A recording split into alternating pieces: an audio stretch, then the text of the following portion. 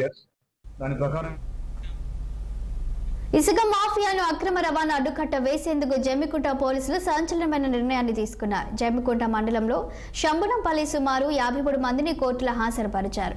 మానేరు పరివాహ ప్రాంతాల నుండి పెద్ద ఎత్తున అక్రమ ఇసుక రవాణా చేస్తుండటంతో జమ్మికుంట మండలం శంభునిపల్లి పరిమళ కాలనీలో అక్రమ ఇసుక డంపులను ప్రతిరోజు లారీ టిప్పర్లతో అక్రమంగా రవాణా చేస్తున్నారు. జమ్మికుంట పోలీస్ స్టేషన్ పరిధిలో ప్రతిరోజు కేసులు నమోదవుతున్నా రవాణా మాత్రం ఆగట్లేదు. దీంతో ఇసుక స్మగ్లర్లకు భయం కలిగేలా, ప్రభుత్వానికి ఆదాయం పెరిగేలా ఇసుక మాఫియా అరికట్టడానికి 53 మందిని అరెస్టు చేసి రిమాండ్కు తరలించారు.